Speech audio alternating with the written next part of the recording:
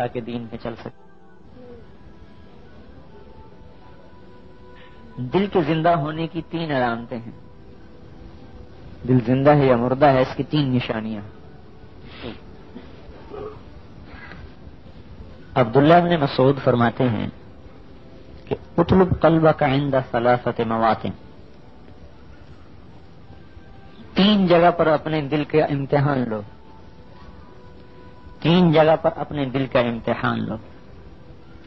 اور میرے بھائیوں، حشر میں جو فیصلہ ہوگا اس دل کی زندگی اور موت پر ہوگا، یاد رکھیں.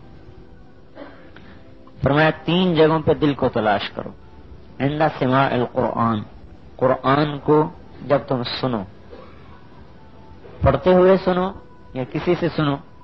آدمی قرآن پڑھتا ہے تو سنتا ہے نا، کسی سے سنتا ہے. یہاں دیکھو، اپنے دل کو ٹٹولو. قرآن پڑھ رہا ہے، دل لگ رہا ہے یا دل گھبرا رہا ہے؟ وفی مجالس الذکر، جہاں اللہ کی بات ہو رہی ہو وہاں دل کو دیکھو، دل لگتا ہے یا نہیں لگتا. وفی اوقات الخلوہ، جب تم تنہائی میں ہو تو دیکھو دل اللہ کی محبت میں اور آخرت کے غور و فکر میں چلتا ہے یا دل دنیا کے اور دنیا کے وساوس کا شکار ہوتا ہے. اگر ان 3 جگہوں میں دل نہیں لگ رہا، اگر ان 3 جگہوں میں دل نہیں لگ رہا، فصل اللہ ان یمن علیک بقلب فانہ لا قلب لک، تو اللہ سے دعا کر، یا اللہ مجھے دل عطا فرما، اس لیے کہ تیرا دل مر چکا ہے. اب کوئی حکومت زبردستی اس سے دین کا کام اور اس کو دین پہ کھڑا نہیں کر سکتی. یہ مرا ہوا ہے، نظر آتا ہے. وہ کیا ہے؟ قرآن پاک کی آیت ذہن سے نکل گئی کہ لا تعمى الابصار ولكن تعمى القلوب التي في الصدور. ان کی آنکھیں اندھی نہیں ہیں، ان کے دل اندھے ہیں. یہ نہیں دیکھ سکتے. اب دل اندھا ہو چکا ہے، اب اسے کوئی نہیں دکھا سکتا. جب دل میں نور آئے گا پھر یہ دیکھ سکے گا، ویسے نہیں دیکھ سکتا. اب قرآن پڑھتے ہوئے سوچے بھائی، مجھے یوں خیال آتا ہے کہ اگر میں چائے نہ پیوں تو میرے سر میں درد ہوتا ہے، یعنی چائے کی طلب مجھے محسوس ہوتی ہے. اور اگر قرآن پاک کی تلاوت کسی دن چھوٹ جائے تو کبھی پرواہ نہیں ہوتی کہ آج قرآن پاک نہیں پڑھا. نسوار والا منہ میں نسوار نہ رکھے تو بے چین ہوتا ہے، قرآن نہ پڑھے تو اسے احساس ہی نہیں ہوتا. غلط ہے یا سچ ہے؟ تم میں سے بہت سے نسوار منہ میں رکھتے ہوں گے. سگریٹ والا سگریٹ نہ پیے تو بے چین ہوتا ہے. قرآن پاک کی اتنی بھی طلب آج ہمارے اندر نہیں. میں غلط کہہ رہا ہوں یا صحیح کہہ رہا ہوں؟ میں نے تو آپ کو پہلے اپنا بتا دی کہ سو چائے نہ پیئے تو سارا دن سر میں درد. کیا ہوا مولوی صاحب؟ اجی چائے نہیں ملی. لیکن مولوی صاحب اگر قرآن شریف کا سپارہ ایک دن نہ پڑھے تو اس کو پرواہ نہیں کہ آج میری تلاوت چھوٹ گئی. اللہ کی قسم کھا کے کہہ رہا ہوں، میں ایسے کوئی تواضع نہیں کہہ رہا، حقیقت. تو مطلب ہوا کہ ہمیں قرآن کی طلب ایک چائے کی پیالی کے برابر بھی نہیں ہے نا. اور تو اور چائے پی لے، مطلب کی نہ ملے تو بھی کہتا چائے نہیں پی آج بھائی، اور بناؤ، میرے مطلب کی نہیں. اور قرآن پاک کی تلاوت چھوٹ جائے احساس ہی کوئی نہیں. تو معلوم ہوا کہ ہمارا دل قرآن میں نہیں لگتا. جن کا دل قرآن میں لگتا تھا، حضرت عثمان رضی اللہ تعالیٰ عنہ وتر کی 1 رکعت میں عشاء کے بعد کھڑے ہوتے، اللہ اکبر، الف لام سے شروع کر کے والناس پہ رکوع کرتے تھے. پورا قرآن 1 رکعت میں پڑھا جا رہا ہے. کیا مطلب؟ دل زندہ ہے. اور ہمیں تو صبح کی نماز پڑھنی مشکل ہوتی ہے بھائی. مولوی صاحب جو ہے نا رکعت لمبی کر دیتا ہے کہ نہیں، مشکل ہو جاتا. خود میرا یہ حال. تو معلوم ہوا کہ ہمارے دل مر چکے ہیں، دل زندہ نہیں. اور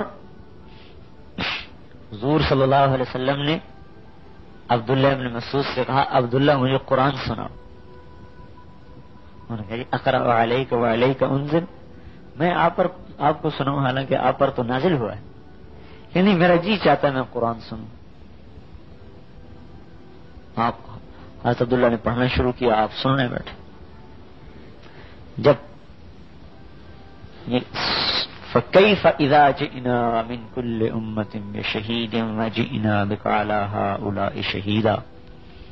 یہاں پر جب آپ پہنچے حضرت عبداللہ آنکھ اٹھا کے دیکھا تو آپ کی آنکھوں سے آنسو جاری تھے، رو رہے تھے آپ. یعنی بس بس بس بس. تو ہمارے دل قرآن میں لگتے نہیں.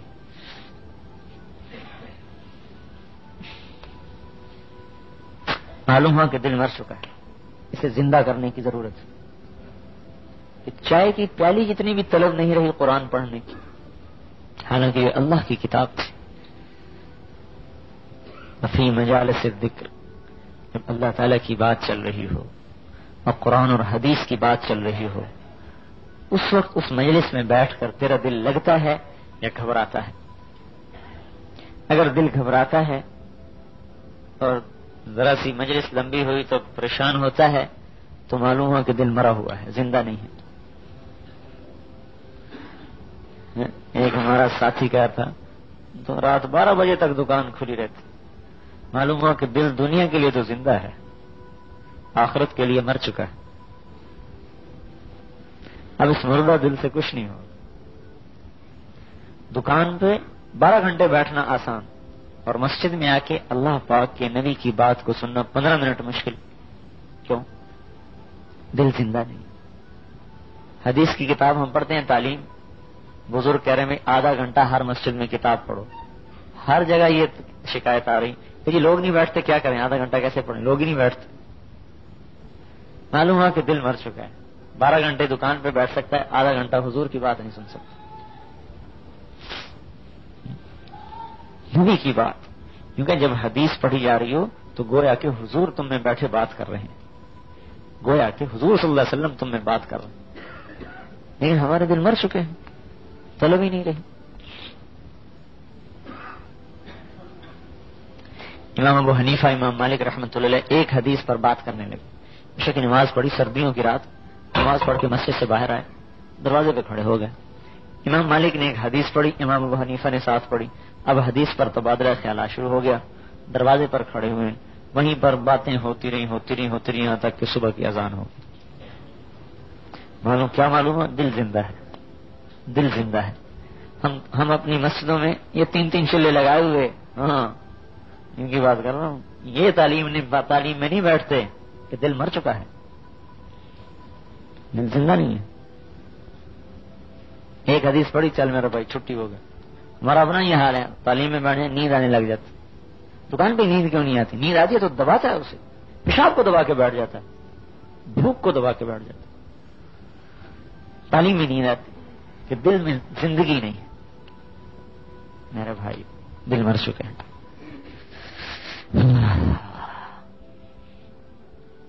ایک حدیث کے لیے ہزاروں میل کا سفر کیا صحابہ اور تابعین، ایک حدیث کے لیے. اور بتاؤں، ایک آدمی آیا ایک محدث کے پاس کہ حضور مجھے فلاں حدیث چاہیے، آپ سنا دیجیے. حدیث سنی ہوئی ہے، یہ نہیں کہ حدیث معلوم نہیں، حدیث سنی ہے، لیکن اس سے سننا چاہتا ہے جس نے براہ راست تابعی سے سنی ہے، اور اس نے حضور سے، صحابہ سے، اس نے حضور سے سنی. یہ طلب ہے کہ میں اس منہ سے سنوں جس منہ نے تابعی سے سنا. یہ ہے، لیکن حدیث معلوم ہے، صرف اس سے سننا چاہتے ہیں. ان کا بھائی میں تو مفت میں نہیں دیا کرتا، حدیث صرف ایک ہے اور بڑی زبردست حدیث، اس لیے ہم بھی آپ کو مفت میں نہیں سناتے. ہاں. اس نے کہا جی پھر کیا قیمت ہے؟ میں نے کہا 1 سال روزے رکھو پھر سناؤں گا. 1 سال روزے رکھو پھر سناؤں گا. نہیں بہت اچھا. وہیں بیٹھ 1 سال پورے روزے رکھے. پھر آئے گی اب تو سنا دو، ساری حدیث سنائی. دل زندہ ہے. ہمیں آدھا گھنٹہ تعلیم میں نہیں بیٹھا جاتا، وہ 1 سال ایک حدیث کی خاطر 1 سال روزے رکھتا ہے. فی اوقات الخلوہ، تنہائی میں، اکیلے میں اللہ کو چلتا ہے، مخلوق کو چلتا ہے، دل میں کیا منصوبے اترتے ہیں. اب یہاں پتہ چلے گا کہ دل مردہ ہے یا زندہ ہے. بیٹھا ہوا ہے تاجر کو دکان کا دھندا،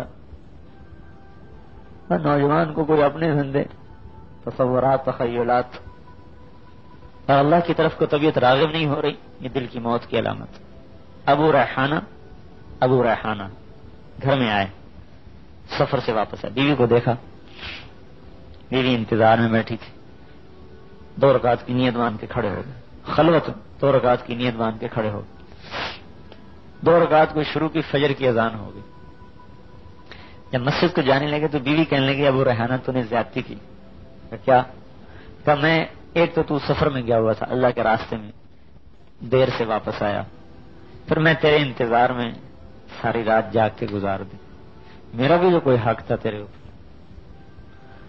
وہاں بھی تھکتے رہے، یہاں بھی کھڑے ہو کے تھکتے رہے، مجھے بھی تھکایا. اما لنا من کا نصیب، ہمارا کوئی حق نہ تھا. کہنے کہ حق میں ادا کرتا اگر تو مجھے یاد رہتی.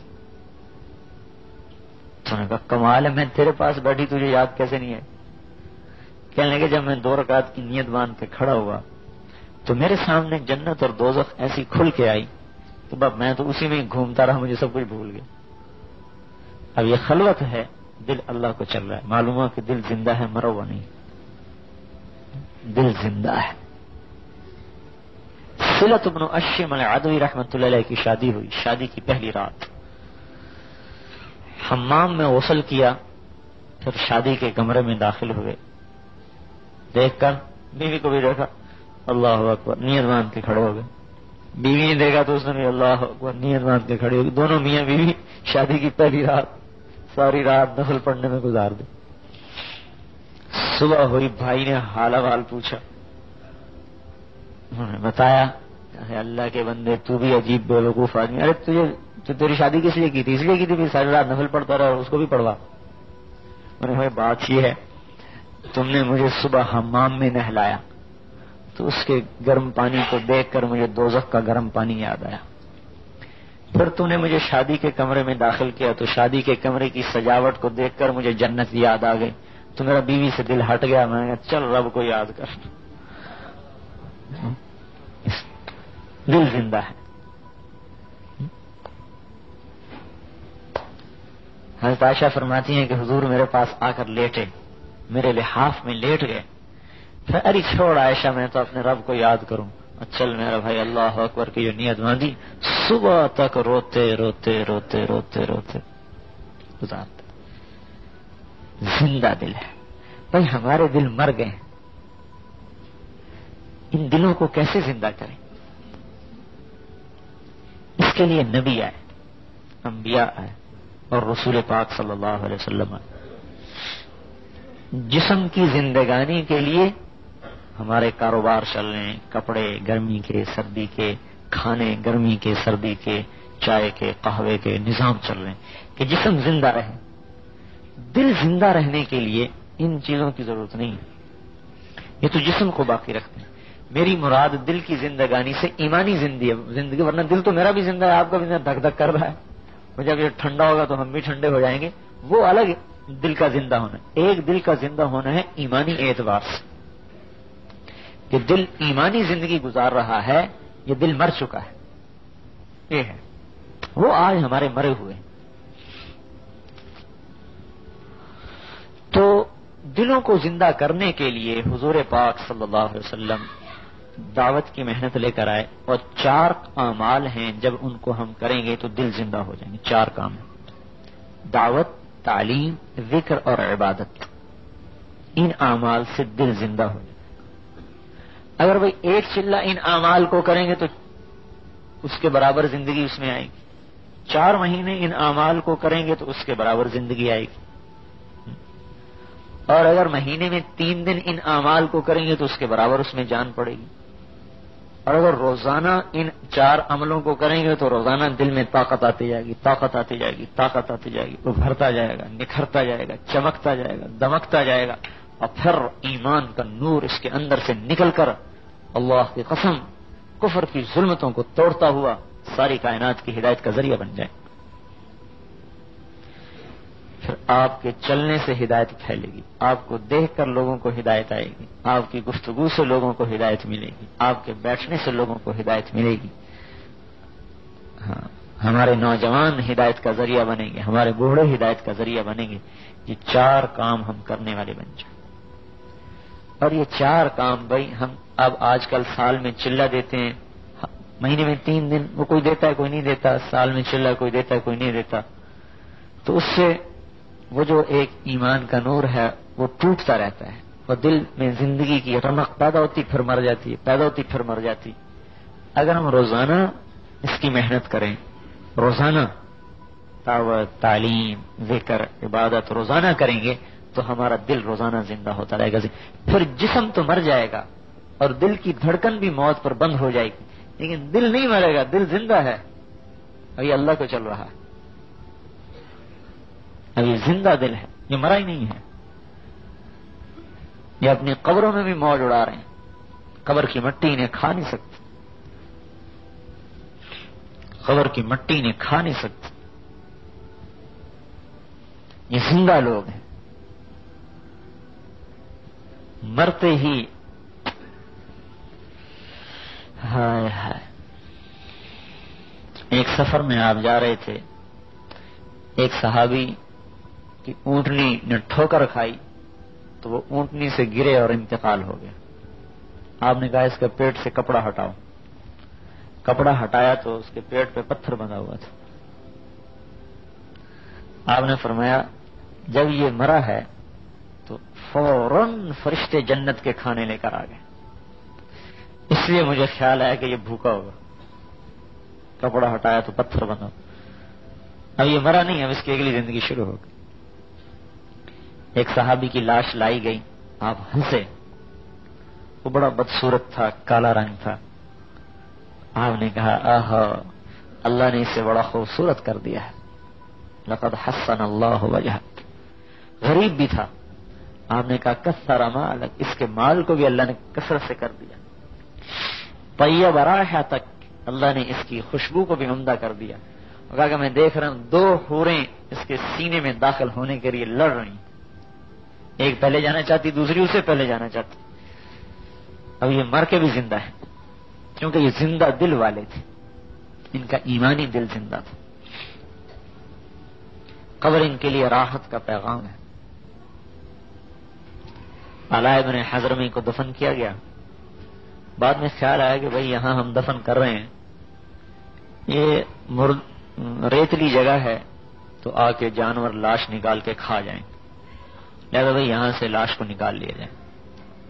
جب قبر کو دوبارہ کھودا گیا، ابھی دفن کیا، ابھی کھود رہے ہیں، تو حضرت انس کی روایت فرماتے ہیں وَإِذَا الْقَبْرُ مَدَّ الْبَصَرَ نُورٌ يَتَلَأْلَأُ، ہم نے دیکھا کہ قبر تو جہاں تک ہماری نظر جاتی تھی وہاں تک کھل کر نور سے روشن ہو رہی تھی، اور علا کی لاش کا پتہ ہی نہیں تھا کہاں چلی گئی، قبر میں لاش تھی کوئی نہیں، حالانکہ اپنے سامنے دفن کر رہے ہیں، اور وہیں دوبارہ سوچ کر کہ یہاں لاش کی بے حرمتی ہوگی، یہاں سے نکالو، آگے کسی سخت زمین میں دفن کرو تاکہ کوئی جنگلی جانور، صحرائی جانور کھود نہ سکے۔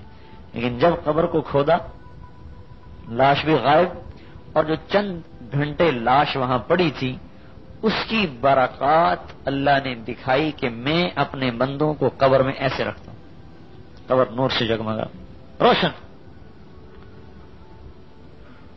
تو یہ مرا نہیں کرتے، صرف پردہ کر جاتے ہیں دنیا سے۔ موت آتی ہے بے شک، لیکن ان کی موت ایک دوسری زندگی کو لے کر آتی، دوسری زندگی کو لے کر۔ ان 4 کاموں کو بھی روز کیا جائے۔ روز کرنے کی کیا شکل ہے؟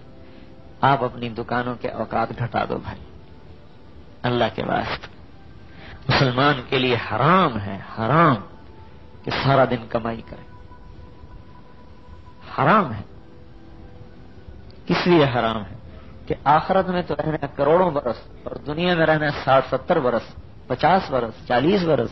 60-70 برس کے لیے 12 گھنٹے، 18 گھنٹے کمائی، اور کروڑوں برس کے لیے 2 گھنٹے میں نہیں نکال سکتا میں دن میں۔ کتنے حماقت کی بات ہے۔ ایک اللہ کا دیدار 8 लाख سال کا ایک اللہ کا دیدار، لاکھوں برس کا ایک دیدار، یوں دیکھ رہے ہیں. ایک دیدار، ایک ایک بیوی کے پہلو میں کئی کئی سو برس لیٹا ہوا ہے، پرواہ کوئی. زندگی تو ہوئی، اس کے لیے کچھ بھی نہیں. مٹی کی عورت اور مٹی کے گھروں کے لیے جوانی لٹا دیتا ہے، کھپا دیتا ہے، بیمار ہو جاتا ہے، بڑھاپا میں بھی رل جاتا ہے. اور سونے چاندی کے محلات اور جنت کی زعفران کی بنی ہوئی بیویوں کے لیے کچھ بھی نہیں. یہ کتنے ظلم کی بات. کیا شکل ہو. یہ چلے والے 3 چلے والے بھائی سارے بازار کی ترتیب کو توڑ دیں، اپنی دکانوں کو چھوڑ کے مسجدوں میں آ جائیں. انہوں نے کہا بس اتنا کمانا تھا، کما لیا، اب ہم انشاءاللہ اپنی آخرت کے لیے محنت کریں.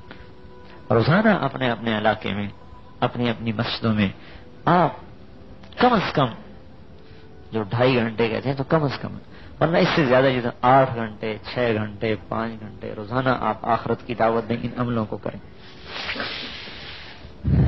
کچھ وقت دنیا کما لیں، کچھ وقت اپنی آخرت میں لگائیں. ان عملوں کو کرتے ہوئے روزانہ انشاءاللہ ایمان ترقی کرتا رہے اور آپ آگے بڑھتے. اس لیے خصوصی طور پر ہماری جماعت کو بھیجا گیا کہ مسجد وار وہاں اپنے بھائیوں کی خدمت میں درخواست کی جائے کہ وہ اپنا کام شروع کریں، تاکہ ایمان دن بدن ترقی پکڑے، دنیا کی بے رغبتی ہو، آخرت کا شوق ہو، جنت کا شوق ہو.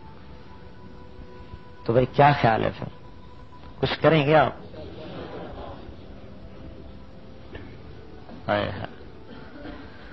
اللہ کو بھی پیار آ جائے گا سر آپ کو مسجدوں میں بیٹھا دیکھ کر.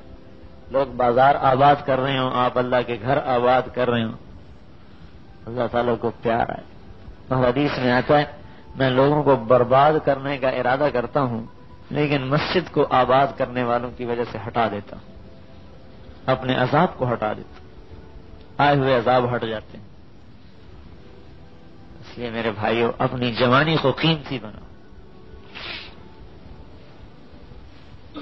اپنے بڑھاپے کو قیمتی بناؤ. مسجد وار اب آپ حضرات روزانہ وقت، آج کل جو ترتیب چل رہی عصر سے لے کر عشاء سے لے کر جب تک بھی آپ بیٹھ سکتے ہیں،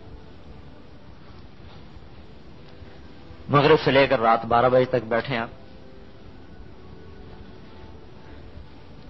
اور لوگوں کو دعوت دیں، ایمان یقین کی بات سمجھائیں، جنت کی دعوت دیں، اور اس سطح پر اپنے کام کو لے آئیں کہ ہر ہفتے ہم نے اپنے اس مسجد سے 3 دن کی جماعت نکالی.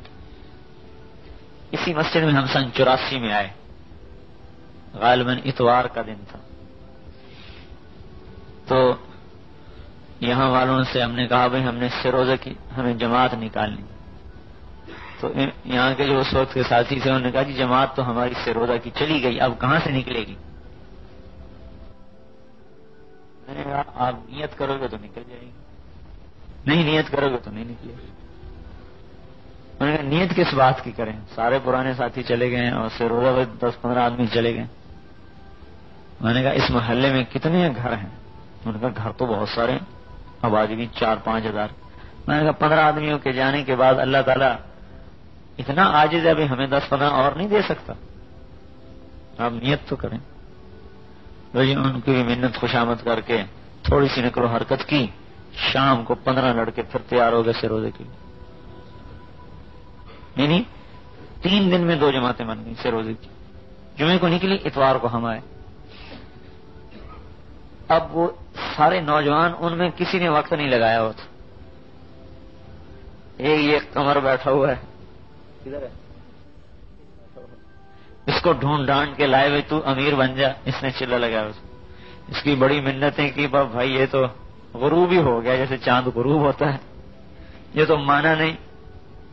پھر یہ مظہر ہے ایک لڑکا، اس نے پہلے سے روزہ لگا ہوا تھا، اسی کو ہم نے کہا بھائی تو امیر بن جا، چلا جا. یہ 15 لڑکے گئے ماشاءاللہ سے روزہ لگا کے آئے. تو ان میں سے یہ اور ایک اور 3 چلی کے لیے تھوڑے دنوں بعد مجھے رائمنڈ میں ملے کہ ہم 3 چلی کے لیے آ گئے. اب استعداد تو ہے، جب 3 دن میں 2 جماعتیں نکل سکتی ہیں سے روزے کی تو آپ ہر ہفتے ایک جماعت نکال سکتے ہیں اگر آپ نیت کریں کہ نہیں نکال سکتے. یہ کشمیری مسجد والے، غلام جنانی مسجد والے اور مختلف محلوں والے جتنے بھی آپ بیٹھے ہوئے ہیں، اگر آپ ہمت کر لیں کہ ہم نے ہر ہفتے اس سے روزے کی جماعتیں نکلتی رہیں گی اور ہر مہینے ہم نے تین چلے کی جماعت نکالنی تو وہ بھی نکل جائے گی. ہمارا ایک ساتھی بتا رہا ہے کہ ہماری مسجد میں 6 مہینے سے کام چل رہا ہے روزانہ کا، تو ہر مہینے تین چلے کی جماعت بن کے رائمنڈ جا رہی. آپ کے ہاں تو لوگ زیادہ محبت کرتے ہیں تبلیغ سے. اور ہر سال ہم نے 1 سال کی جماعت دی. ٹھیک ہے بھائی، کرو گے؟ پکی بات ہے. ہاں، کرنے میں بھائی چند باتوں کی رعایت بہت ضروری ہے. کیا ہے وہ؟ روز میں مذاکرہ کرتا ہوں.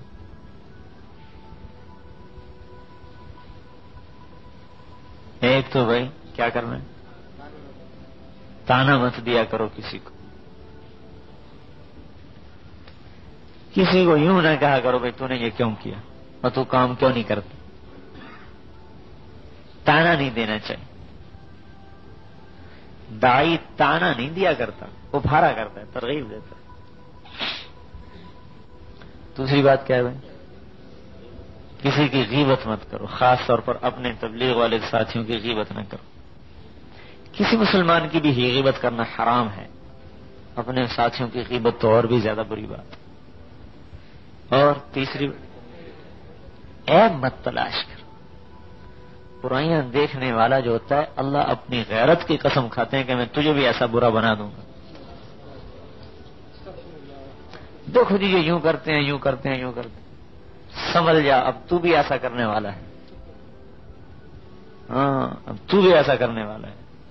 جب کہہ دیا نا کہ یہ یوں کرتے ہیں، یہ یوں کرتے ہیں، اب اللہ قسم کھاتا ہے کہ تجھے بھی مرنے سے پہلے ایسا کرواؤں گا. اللہ قسم کھاتا. بھائی اپنے ہی عیب ہمارے لیے کافی ہے، اپنے عیب دیکھتے ہیں. کسی کی اصلاح کی نیت نہ کرو کہ ہم نے اس کی اصلاح کرنی، اپنی اصلاح کی نیت، بس مجھے اپنے آپ کو ٹھیک کرنا. اور بھائی مشورے سے چلو، من مانی نہ کرو، اپنی طبیعت پر نہ چلو،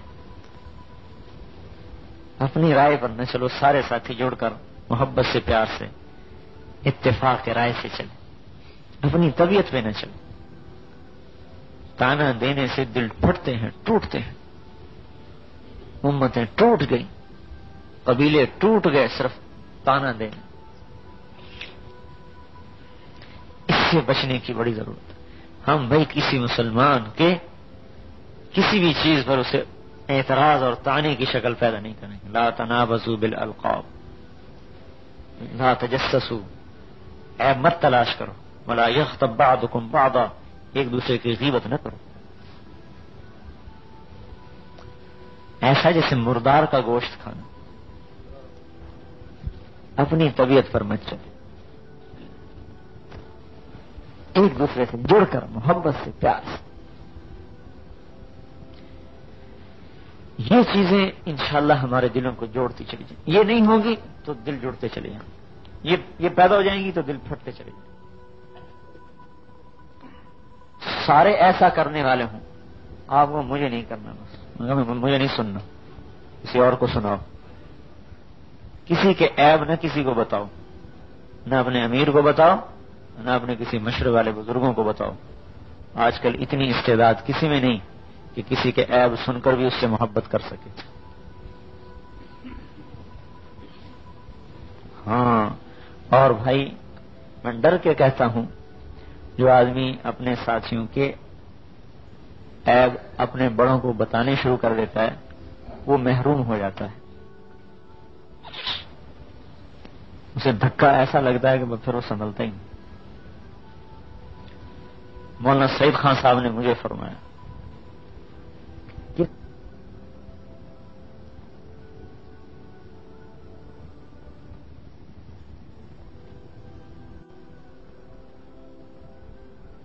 کسی کی کمی کوتاہی کسی کو مت بتاؤ.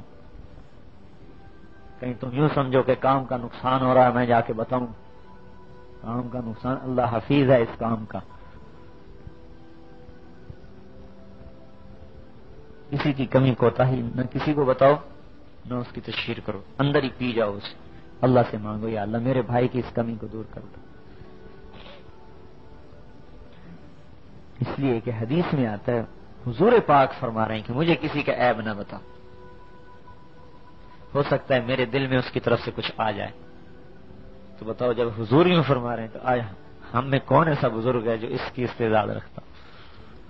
تو کسی کی آخرت کا نقصان نہ ہو جائے، اس سے محبت کریں، پی جائیں تو الحمدللہ بھائی اس سے بڑا نفع ہوگا انشاءاللہ۔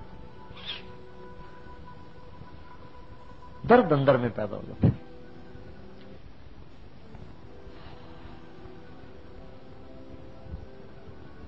اور بھائی محبت کو بڑھانے کے لیے 4 چیزوں کی پابندی کرو۔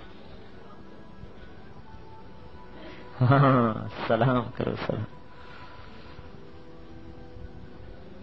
بخیر نہ کہو بھائی، ٹول بخیر جو کہتے ہو نا، اس کا تو کہیں جنازہ نکال کے اس کو دفن کرے ہو۔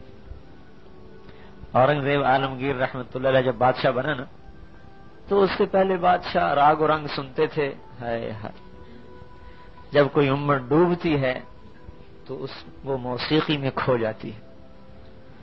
یہ گلیوں بازاروں میں موسیقی کی دکانیں دیکھ کر دل لرزتا ہے کہ پتہ نہیں کب اللہ کا عذاب آیا۔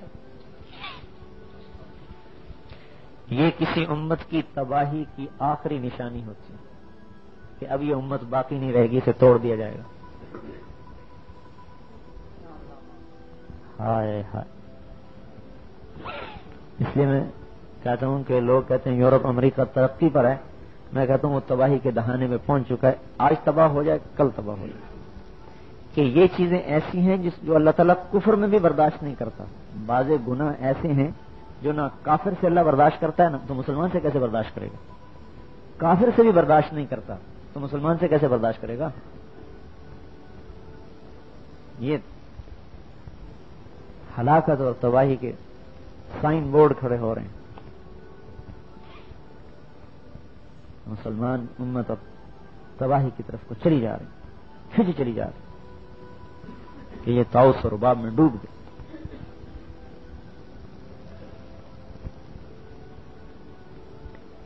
یہ امت اس لیے نہیں آئی تھی۔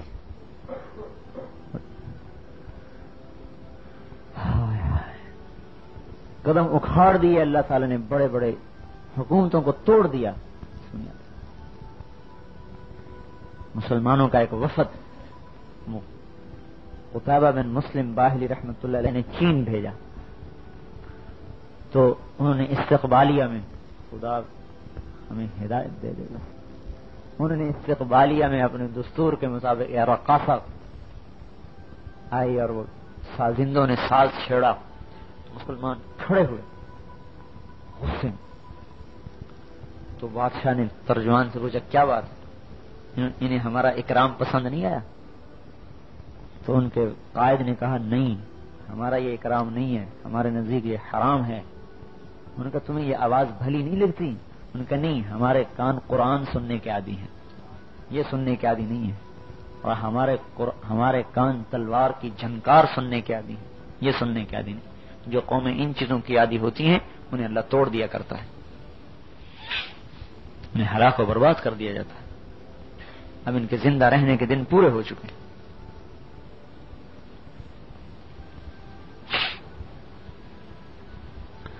اورنگزیب عالمگیر جب بادشاہ بنا تو اس نے سارے میراثی ڈوم جو تھے، سازندے گویے سب نکال دی، تان سین کی اولاد اور فلاں کی اولاد اور فلاں سارے آئیے امت کے خدمت پاک ملک کے، یہ کیا ہے، ملک کی خدمت کر رہے ہیں، قوم کی خدمت ہو رہی، بے شک خدمت ہو رہی کہ ان کو کل کی بجائے آج تباہ کرو، خدمت ہو رہی کہ کل کا عذاب آج آ جائے، یہ خدمت ہو رہی۔ سب کو نکال دیا۔ اب انہوں نے کہا کہ بھائی کیسے بادشاہ کو آمادہ کریں کہ بھائی ہم بھی تمہارے روزی کھانے والے، ہم پر ترسو۔ تو بادشاہ جو تھا لال اپنا قلعے سے، لال قلعے سے جامع مسجد میں نماز پڑھنے آیا کرتا تھا باجماعت باقاعدہ، تو انہوں نے کیا کیا، ایک جنازہ تیار کیا. دیکھو تمہاری خیر پر کتنی بات یاد آ گئی. انہوں نے ایک جنازہ تیار کیا، اس جنازے پر انہوں نے وہ ساز اور وہ سارے جو ان کے طبلے سرنگیاں وہ رکھے اور اس کو یوں کفن پہنایا اور روتے ہوئے آگے سامنے پیٹتے ہوئے روتے ہوئے گزرے سارے پیچھے، ان کے مرد بھی ان کی عورتیں بھی. تو اورنگزیب نے کہا بھائی یہ کس کا جنازہ ہے؟ انہوں نے کہا سرکار یہ ہمارے بیچارے تمبورے سرنگیوں کا جنازہ ہے. اب آپ نے تو انہیں دھکا دے دیا، اب ہم انہیں دفن کرنے جا رہے ہیں. اگر آپ ترس فرما لیں اور رحم کھا لیں تو ان کے بچنے کی کچھ نہ کچھ امید اب بھی ہے. تو اورنگزیب نے کہا انہیں وہاں دفن کرنا جہاں سے پھر یہ دوبارہ نکل نہ سکے.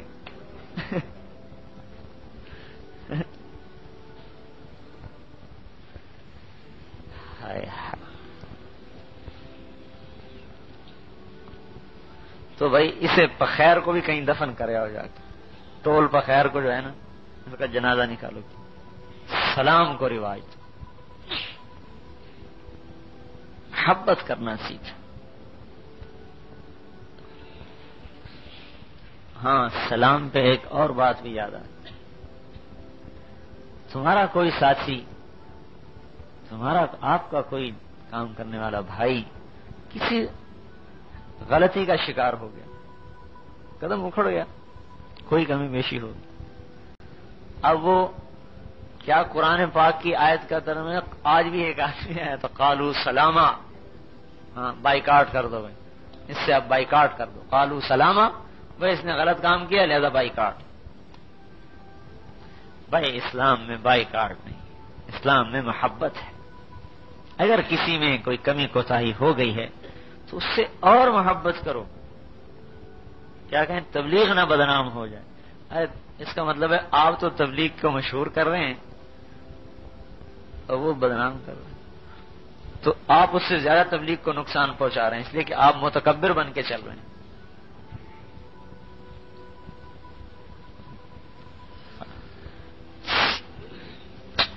بہاولپور میں گیا، ایک لڑکا تھا، اس نے چلہ لگایا، داڑھی رکھ لی، پھر کسی غلط سوسائٹی میں پھنسا، شراب پینی شروع کر دی، جوا کھیلنے، ڈاکے ڈالنے شروع کر دی. میڈیکل کالج میں پڑھتا.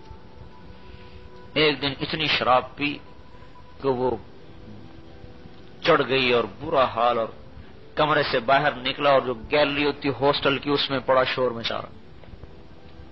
خیر اس کو اٹھا کے لے گئے. اس کے بعد سب تبلیغی لڑکوں نے اس سے بائیکاٹ کر دیا.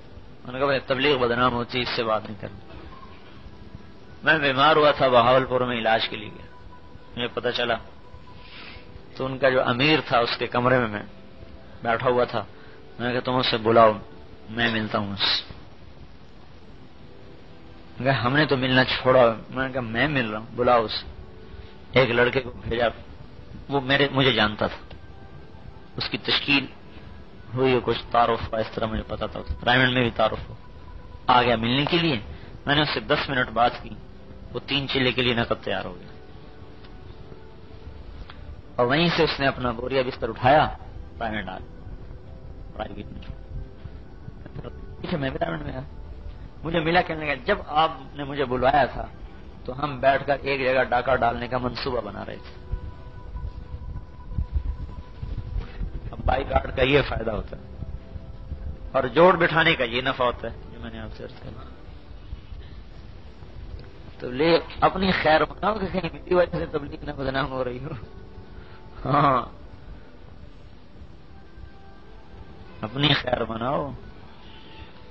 قالو سلامہ، بائیکاٹ کر دو نہیں، سلام کرو. کا سلامہ کا مطلب یہ کہ اس سے اچھا سلوک کرو، اس سے اور اچھا سلوک کرو تاکہ اس کا دل جڑتا چلا جائے.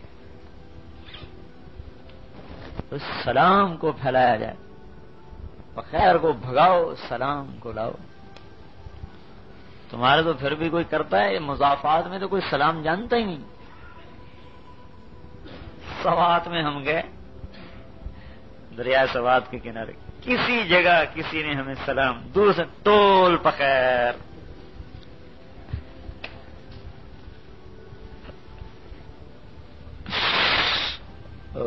میں نے کہا السلام علیکم والذی نفسی بیدہ لن تدخلوا الجنۃ حتی تؤمنوا ولن تؤمنوا حتی تحابوا، جنت میں نہیں جا سکتے ایمان کے بغیر، ایمان نہیں لا سکتے محبت کے بغیر، کیا میں تمہیں عمل نہ بتاؤں جس سے تم محبت کرنے لگ جاؤ گے؟ قالوا بلا یا رسول اللہ، قال افشوا السلام بینکم، آپس میں سلام کو پھیلاؤ۔ تو حضرت ابن عمر کہتے آؤ بھائی ابو طفیل، آؤ طفیل ان کا ایک ساتھی تھا، آؤ طفیل بازار چلیں، یہ کیوں؟ کہ لوگوں کو سلام کریں، بازار جا رہے ہیں صرف سلام کرنے کے لیے، السلام علیکم السلام علیکم السلام، سلام کرتے ہوئے گزر جاتے پھر واپس آ جاتے۔ اور کیا کریں بھائی؟ اکرام کیا جائے ایک دوسرے سے، اکرام، ہر چیز میں اکرام۔ اور کیا کیا جائے؟ ایک دوسرے کو ہدیہ دیا، کسی کو ایک نوالا کھلا دینا بھی ہدیہ ہے، کسی کو ایک ٹافی کھلا دینے سے بھی دل جڑ جاتا ہے، کسی کا نام محبت سے لے دینا بھی اکرام ہدیہ ہے، یہ بھی ہدیہ ہے کہ محبت، کسی سے ہنس کے بات کر دینا بھی ہدیہ ہے۔ اکرام بڑی دولت ہے، یہ اکرام ہی میں آ جاتا ہے ہدیہ کی۔ اور بھائی کیا کریں؟ تعریف کریں، حوصلہ افزائی کریں، آگے بڑھائیں۔ میں واتیوں کی جماعت گئی، شروع کی بات، گاؤں میں پہنچے تو امیر سے کہنے لگے ہمیں کھیر کھلاؤ۔ اس نے کہا میں کہاں سے کھیر کھلاؤں؟ انہوں نے کہا تو امیر ہمارا کس لیے ہے، ہمیں کھیر کھلاؤ۔ انہوں نے کہا اللہ کے بندو، اچھا پہلے جماعتیں لاٹھی لے کر چلتی تھی، انہوں نے کہا میں کہاں سے لاؤں؟ انہوں نے کہا یا تو کھیر کھلا یا ہم تیری ٹینٹ پھوڑیں گے۔ ٹینٹ جانتے سر، میواتی زبان میں ٹینٹ سر کو کہتے ہیں۔ انہوں نے کہا تم میری کیسے ٹینٹ پھوڑو گے؟ میں تمہاری پھوڑ دوں گا۔ انہوں نے کہا ذرا تم مسجد سے باہر تو آ۔ انہوں نے کہا آ جاؤ۔ اب لاٹھی امیر نے بھی اٹھائی، مامورین نے بھی اٹھائی، اب باہر جماعت لاٹھم لاٹھی ہو رہی، کس بات پر؟ کہ کھیر کھلاؤ۔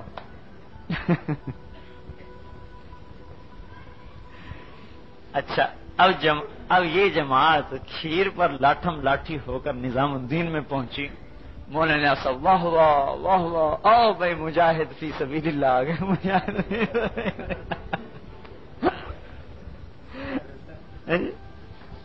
تو بھائی تھوڑی سی بات سے ان کو حوصلہ ہو گیا، جڑ گئے وہ۔ حوصلہ افزائی بڑی ضروری ہے، اس سے محبت، اس سے جوڑ پیدا ہوتا، بہت اس کی ضرورت۔ جیسے ہم بچے کی حوصلہ افزائی کرتے ہیں، وہ الٹی سیدھی لکیریں ڈال دیتے ہیں، واہ واہ واہ واہ کتنا اچھا لکھا ہے بیٹے نے، کیا لکھا ہوتا ہے اس نے۔ تبلیغ میں بھی ہم بچے ہیں، ایک دوسرے کی حوصلہ افزائی کریں۔ اور چار چیزیں کیا ہیں؟ یا اللہ عمل کی اللہ توفیق دے دے۔ سل من قطعک، جو توڑے اور کیا ہے؟ آتے من حرام، جو تیرا حق مار لے اس کو بھی دے۔ اور کیا ہے بھائی؟ اوف عمن ظلم، جو تیرے پہ ظلم کرے اس کو بھی معاف کر۔ اور کیا ہے؟ احسن من اساء الیہ، جو تیرے سے برا کرے تو اسے اچھا۔ یہ وہ صفات ہیں جس میں آ جائیں گی، اللہ اسے ساری دنیا میں ہدایت کا کام لے۔ اور چار چیزیں کیا ہیں؟ تواضع، جتنی محنت بڑھتی جائے اتنا آدمی جھکتا جائے۔ اور کیا ہے؟ سادگی، زندگی میں سادگی ہو۔ اور کیا ہے؟ حسن اخلاق ہو۔ اور کیا ہے؟ سخاوت، مال کا خرچ کرنا۔ اللہ تعالیٰ نے قسم کھائی، میری عزت و جلال کی قسم، جنت الفردوس میں بخیل کو داخل نہیں کروں گا، چاہے وہ کتنے ہی چلے کاٹ چکا ہو۔ جنت الفردوس بخیل آدمی کو نہیں ملے گی، چاہے وہ کتنا تہجد گزار ہو، نمازی ہو، حاجی ہو، فردوس نہیں ملے گی، دوسری مل جائیں گی۔ تو دعوت کی تکمیل ہے ان چند صفات کے ساتھ، ان کو لے کر آپ چلو، سارا عالم آپ کے ساتھ جڑ جائے گا، سارے عالم کے ساتھ آپ جڑ سکتے کرو گے نا بھائی؟